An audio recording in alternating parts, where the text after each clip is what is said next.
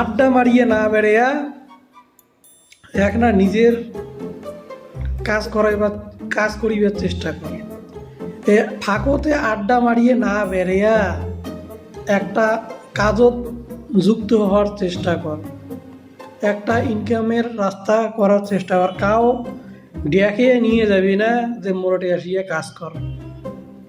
নিজেকে খোঁজা খাবে। বৃষ্টি যদি পড়ে ছাতার তলত না ঢুকিয়ে যদি এলা তুই বৃষ্টিত খাড়াইয়া কই মই আপনি ভিজিম নিয়া, যদি ভেজে তা আপনি না ভিজিলি, যদি কপালত যদি না থাকে তাহলে আপনি না ভিজিম, তাহলে কোনোদিনও হবি না। ছাতাটা ধরা খাবে, নাহলে ছাতার তলত যাওয়া খাবে, নাহলে কোনো জায়গায় যাওয়া খাবে যেটি বৃষ্টি না পড়ে। আর বৃষ্টির মধ্যে যায়া যদি এলা কোষ যে মুই ভিজিম নিয়া, তা তো হবি না।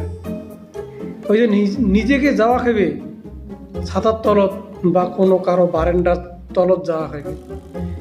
সেই রকম এই জীবনটাও চলিবার গেলে আমাকে নিজেকে ছোট হইয়া মাথা নিচু হইয়া মানুষের কাছে যাওয়া খাবে যে হ্যাঁ মুই তোর কাজ করি, মোক কাজত নেই, ঠিক আছে, তাহলে হবে কাজ, তাহলে হবে সাকসেস। এবার কাজত যাইয়া মালিকের কথা যদি অমান্য করিস তাহলে কি মালিক তো রাখবে? মালিকের তো ফয়দার জন্য রাখে না।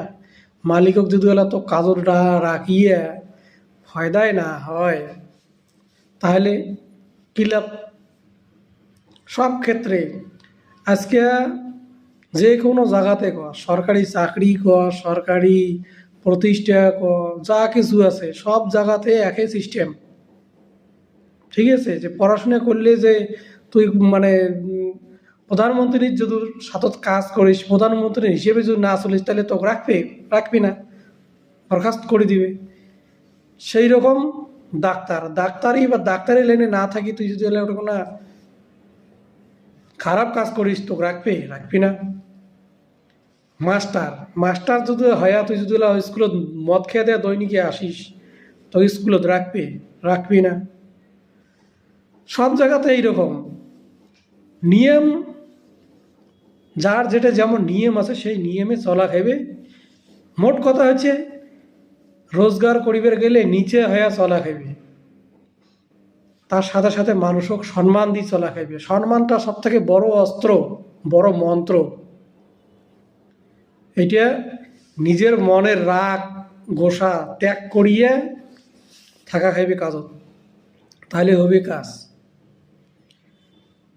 জীবনে তো দাঁড়া খাইবে, আর না হলে ওই এ দিয়ে ওদি এই চ্যাংড়ার পাছত ও চ্যাংড়ার পাছত বেড়ে